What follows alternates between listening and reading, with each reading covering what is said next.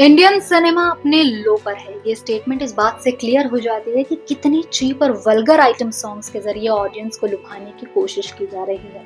आखिर director producers के दिमाग में चल क्या रहा है? फिल्म में कहानी हो या ना हो, एक्टर्स को एक्टिंग आए या ना आए, फिल्म में एक्ट्रेसेस को ऑब्जेक्टिफाई करना जरूरी हो गया है। आइटम सॉन्ग्स में वल्गर स्टेप्स कराना जरूरी हो गया है पब्लिसिटी के लिए।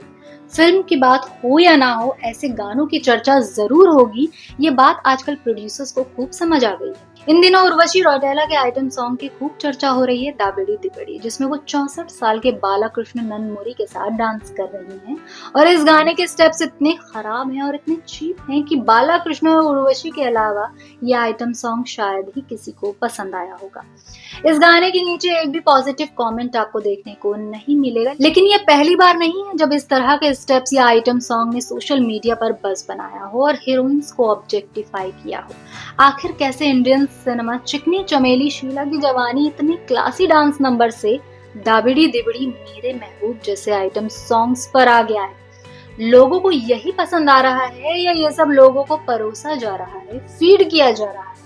सब कुछ आपको बताएंगे, लेकिन वीडियो में आगे बढ़ने से पहले चैनल को जल्दी से सब्सक्राइब पहले कर लीजिए। पुष्पा 2 में फीलिंग्स गाना आया है। इस गाने की कोरियोग्राफी इतनी अननेसेसरी है। अल्लू अर्जुन इतने बड़े स्टार हैं साउथ में, कुछ तो डिग्निटी उन्हें रखनी चाहिए थी। और रश्मिका मंदाना की फैन फॉलोइंग भी अच्छी खासी है, फिर भी उन्होंने ये सारे डांस स्टेप्स एक्सेप्ट कर लिए। पुष्पा 2 को कोई जरूरत ही नहीं थी इस तरह के डांस मूव्स करके लोगों को अट्रैक्ट करने की। फिल्म अनाउंसमेंट के साथ ही सुपरहिट थी। वहीं पुष्पा 1 में समांथा वाले आइटम सॉन्ग की अगर बात करें, हुअंटवा, उसमें भी अल्लू अर्जुन और समांथा ने डांस किया था, लेकिन एक लाइन मेंटेन की गई थी और समांथा इस गाने में क्लासी लग रही थी और डांस भी टेस्टफुल था, जो कि एक बड़ा हिट भी हुआ for all the right reason. इस गाने में समांथा की रेप्यूटेशन का ध्यान रखा गया था। अगर वल्गर स्टेप्स होते तो समांथा कभी भी ये डांस नंबर नहीं करती। ये बात डायरेक्टर और प्रोड्यूसर को अच्छे से पता थी, that's for sure. Film Vicky Vidya का वो वाला वीडियो में डांस नंबर मेरे महबूब, जिसमें तृप्ति डिमरी के चीप डांस स्टेप्स ने सभी को हिलाकर रख दिया था, जिसके चलते फैंस ने उनको खूब खरी खोटी सुनाई। तृप्ति डिमरी को लोग एक टैलेंटेड एक्ट्रेस के तौर पर जानते हैं। उनकी परफॉर्मेंस बुलबुल, कला, लैला मजनू में खूब पसंद की गई, लेकिन एनिमल में उन्होंने जो बोल्ड सीन्स दिए, फिर मेरे महबूब गाने में इतने चीप स्टेप्स, जिसके बाद उनकी इमेज काफी हद तक खराब हो गई। जब तृप्ति डिमरी को मेरे महबूब गाने पर सवाल किया गया तो उन्होंने कहा कि उन्हें डांस करना भी अच्छे से आता नहीं है, धीरे धीरे वो बेहतर हो जाएंगे। गाने के स्टेप्स वल्गर हैं, कोरियोग्राफी खराब है।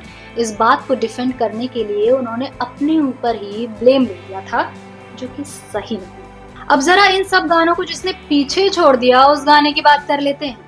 उर्वशी रौटेला की फिल्म डाकू महाराज से गाना दाबिड़ी दिबिड़ी, हाँ, ये वही फिल्म है जिसने 100 नहीं 105 करोड़ कमा लिए। ये आइटम सॉन्ग खूब वायरल हो रहा है। इस गाने के स्टेप्स इतने वल्गर हैं कि कमेंट सेक्शन में लोग लगातार पूछ रहे हैं कि ऐसी भी क्या मजबूरी रही होगी उर्वशी रौटेला की कि ऐसा गाना, ऐसी फिल्म करनी पड़ गई। इस गाने के चीप स्टेप्स पर जब उर्वशी रौटेला से सवाल किया गया तो वो कहती हैं, बहुत ही क्लासी गाना है, बहुत ही क्लासी स्टेप्स हैं, कट्स। आप देखोगे तो अपने मूवमेंट सारे के सारे क्लासी हैं। If you just like focus on me, like Urvashi is an artist.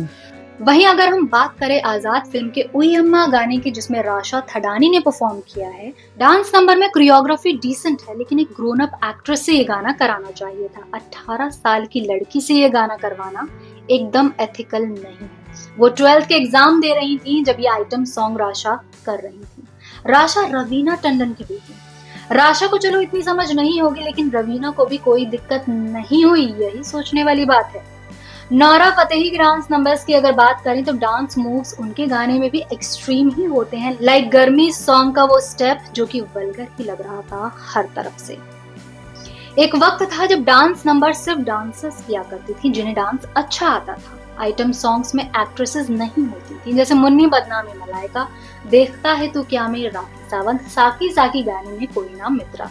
ये कहना गलत नहीं होगा, जब से डांस नंबर्स में एक्ट्रेसेस को मिक्स किया गया है तभी से एतराजदी शुरू हो गई है।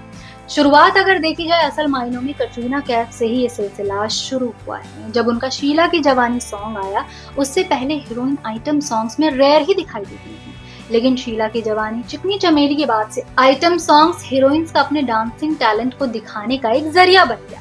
कटरीना कैफ ने आइटम नंबर्स को बाकी हीरोइंस के लिए भी कंफर्टेबल बना दिया, जिसके बाद से ए लिस्टर एक्ट्रेसेस भी आइटम सॉन्ग्स करने लग गई। करीना ने फेविकॉल गाना किया, दीपिका ने लवली गाना किया एंड मेनी मोर। इन सब गानों में एक्ट्रेसेस के डांसिंग टैलेंट को हाईलाइट किया जाता था, हुक स्टेप्स क्रिएट किए जाते थे, सफिस्टिकेटेड कोरियोग्राफी कराई जाती थी। लेकिन अब आइटम सॉन्ग के पूरे मायने ही बदल गए हैं। आजकल के स्टेप्स ना तो डांसिंग स्किल के बेस पर बनाए जाते हैं और ना ही एक्ट्रेसेस की रेपुटेशन का ध्यान रखा जाता है। Film industry male dominating field है, जहां ज्यादातर डायरेक्टर, प्रोड्यूसर्स, कोरियोग्राफर सब मेल हैं। उन्हें फर्क ही नहीं पड़ता एक्ट्रेसेस कंफर्टेबल हैं या नहीं। उनकी फिल्म हिट होनी चाहिए, फिल्म की चर्चा होनी चाहिए। इस केस में एक्ट्रेसेस, फीमेल एम्प्लॉइज को ही एक दूसरे का सपोर्ट करना होगा, अपने लिए स्टैंड लेना होगा। डांस नंबर्स जैसे तमन्ना का आज की रात, शर्वरी का तरस गाना, इस तरह से भी डांस नंबर क्रिएट किए जा सकते हैं। सभ्य और सुपरहिट भी हुए ये गाने। फिर भी क्यों दाबेड़ी दिबड़ी मेरे महबूब जैसी कोरियोग्राफी करनी है? व्हाई? आपको क्या लगता है डांस नंबर्स का इतना वल्गर चीप होने का कारण क्या है? लोगों की डिमांड यही है या जानबूझकर उन्हें ये परोसा जा रहा है? कमेंट सेक्शन में जरूर बताएं और वीडियो अगर पसंद आया हो तो लाइक, शेयर और सब्सक्राइब करना बिल्कुल भी ना भूलिएगा।